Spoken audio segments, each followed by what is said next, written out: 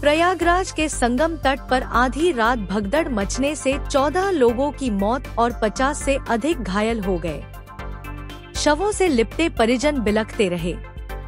प्रशासन ने अब तक मृतकों की आधिकारिक संख्या नहीं बताई।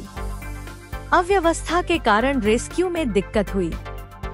हादसे के बाद अखाड़ों ने संगम स्नान टाल दिया। आधी रात के बाद मची भगदड़। प्रयागराज के संगम तट पर मंगलवार और बुधवार की रात करीब 1:30 बजे अचानक भगदड़ मच गई। श्रद्धालुओं की भारी भीड़ के बीच एक हलचल शुरू हुई, जिसने कुछ ही पलों में अफरातफरी का रूप ले लिया। देखते ही देखते सैकड़ों लोग इधर उधर भागने लगे। कई लोग जमीन पर गिर गए और कुछ लोग भीड़ में दब गए। हादसे के बाद का दृश्य दिल दहला देने वाला था। हर तरफ बिखरे हुए कपड़े, जूते, चप्पल और श्रद्धालुओं का सामान पड़ा था। सड़क पर जगह जगह घायलों के शरीर दिखाई दे रहे थे। कुछ बेहोश पड़े थे तो कुछ दर्द से कराह रहे थे।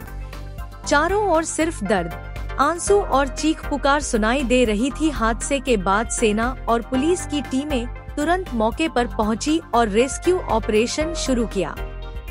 जवानों ने घायलों को अस्पताल पहुंचाने की कोशिश की, लेकिन भीड़ और अव्यवस्था के कारण काफी परेशानी हुई। स्ट्रेचर और एम्बुलेंस की व्यवस्था सीमित थी, जिससे शवों और घायलों को घटनास्थल से हटाने में देरी हुई। अभी तक भगदड़ के पीछे की असली वजह का खुलासा नहीं हुआ है। रात्रि को 1 से 2 बजे के बीच में अखाड़ा मार्ग पर, जहां पे अखाड़ों के अमृत स्नान के दृश्य से बैरिकेड्स भी किए गए थे, तो बैरिकेड्स को फांद करके आने में कुछ श्रद्धालु गंभीर रूप से घायल हुए हैं। उन्हें तत्काल हॉस्पिटल में पहुंचा करके उपचार आदि की व्यवस्था उनके लिए की गई है। उनमें से कुछ श्रद्धालु गंभीर रूप से घायल हैं। लगातार प्रशासन स्थानीय स्तर पर श्रद्धालुओं की सकुशल स्नान कराने के दृष्टि से रात्रि को कल सायंकाल 6:30-7 बजे से ही मौनी अमावस्या का मुहूर्त प्रारंभ होने के बाद से ही लगातार लगा हुआ है। प्रयागराज में महाकुंभ में श्रद्धालु जनों के सकुशल स्नान करने, अमृत स्नान के लिए देश भर से आए हुए श्रद्धालु जनों की व्यवस्था के लिए, उनके कुशल क्षेम के लिए आदरणीय प्रधानमंत्री जी का प्रातः काल